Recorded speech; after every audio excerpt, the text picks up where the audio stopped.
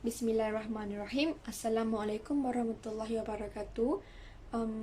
Kami daripada grup 3 yang akan menceritakan, akan membentangkan tajuk Mata Wang Dina.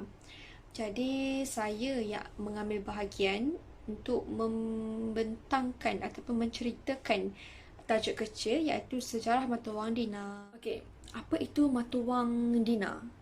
Okey, mata wang Dina ini merupakan bersandarkan kepada mata wang emas. Jadi, Dina itu adalah emas.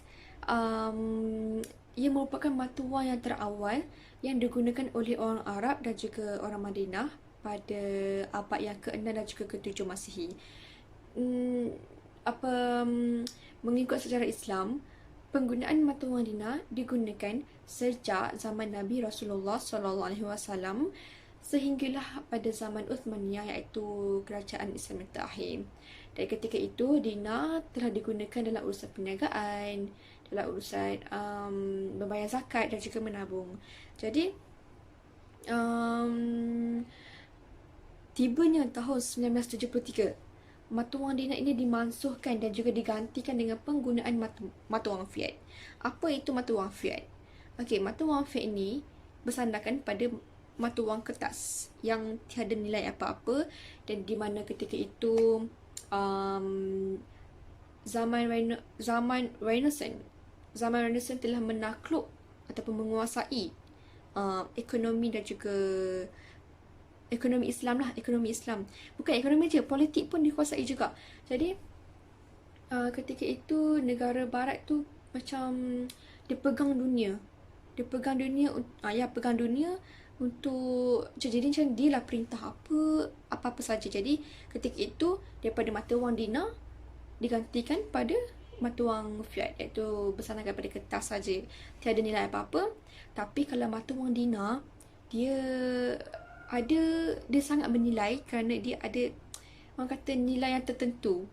Yes, sebabnya emas kan berharga, kalau kertas berharga juga, tapi maksudnya macam tiada apa-apa nilai. Selepas itu, penggunaan Dina emas di Malaysia mendapat sambutan selepas krisis kejatuhan mata wang Asia pada tahun 1998. Dina emas dan juga Dina emas dan juga dirham perak telah pun diamalkan pada zaman Rasulullah SAW sehinggalah pada zaman Bani Uthmaniyah. Dan manakala sejarah kewangan dunia telah membuktikan bahawa emas ini digunakan sebagai mata wang yang tunggal. Jadi dekat sini kita boleh nampak masalah yang timbul, yang berlaku. Jadi tak hairanlah kalau penggunaan mata wang Dina itu akan dibincangkan semula oleh ahli ekonomi,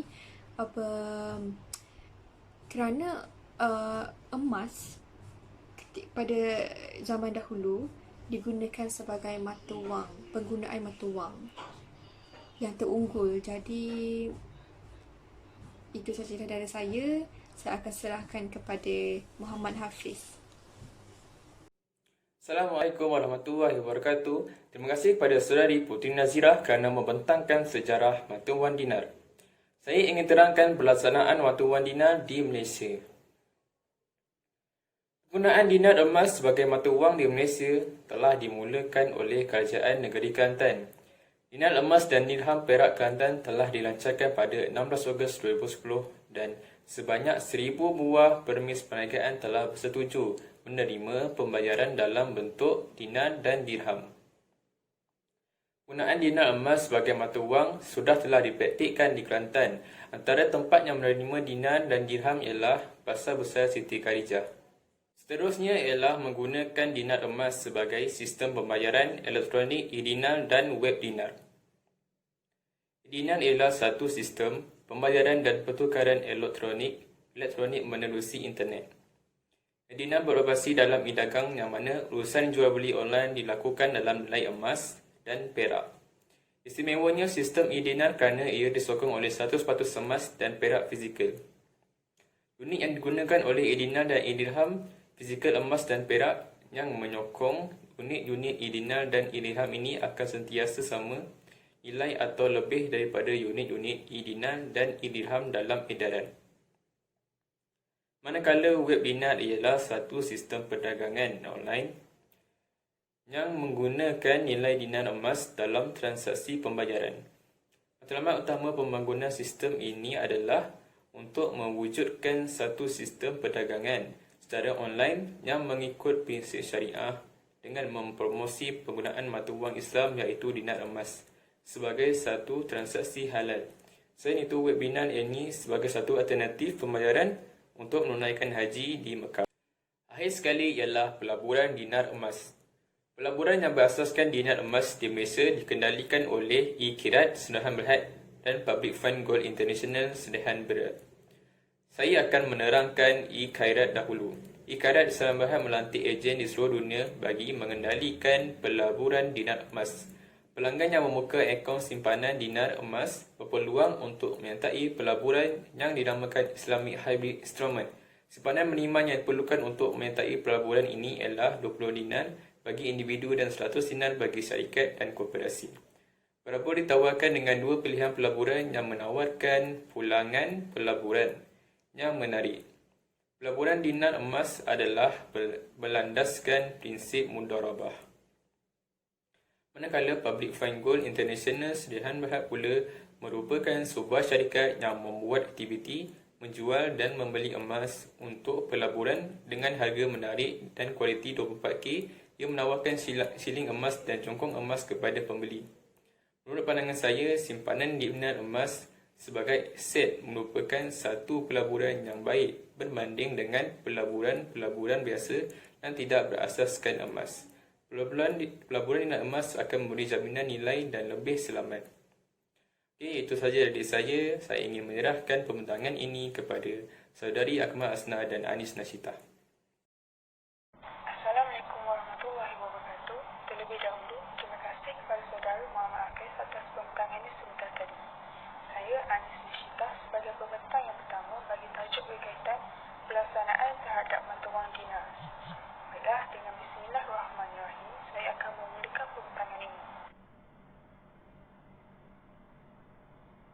Halangan terhadap pelaksanaan mata wang dinar terbagi kepada tiga aspek utama iaitu politik, ekonomi dan sosial. Bagi halangan terhadap aspek politik dan pelaksanaan mata wang dinar, ini berlaku disebabkan rasuah politik dari negara barat seperti Amerika Syarikat yang terkenal dengan caturan politik. Amerika Syarikat memberi bantuan serta pinjaman kepada negara-negara Arab dan seterusnya membelenggu kebebasan negara-negara Arab tersebut. Bukan itu sahaja, sikap para pemimpin Arab yang terlalu tamak dengan kuasa dan material mengakibatkan dunia Islam sukar dalam membuat sesuatu keputusan yang melibatkan kepentingan bersama. Contoh negara Arab tersebut adalah negara Mesir, di mana Amerika Syarikat telah berjaya melunturkan negara tersebut yang dianggap penting dalam Liga Arab. Namun, bangsa Arab dikenali dengan sifat mereka yang degil dan pada masa yang sama takut akan kehilangan kuasa serta kekayaan mereka. Selain itu, pemimpin-pemimpin Arab seperti negara Arab Saudi, Mesir, Qatar, Kuwait, Jordan dan Maghribi merupakan penyokong kuat atau tegar kepada Amerika Syarikat. Dan ini menjadi masalah kepada seluruh umat Islam dalam membuat sesuatu keputusan yang melibatkan bersama. Itu, pemimpin-pemimpin negara Arab perlulah membebaskan diri mereka dari belenggu rasuah politik kerana pada akhirnya ia akan mendatangkan keburukan terhadap negara mereka sendiri. Seterusnya, dari aspek ekonomi pula, halangannya adalah daripada persaingan antara sistem konvensional yang sedia ada seperti mata wang dolar Amerika dan mata wang dolar Euro. Mata wang dolar Amerika merupakan mata wang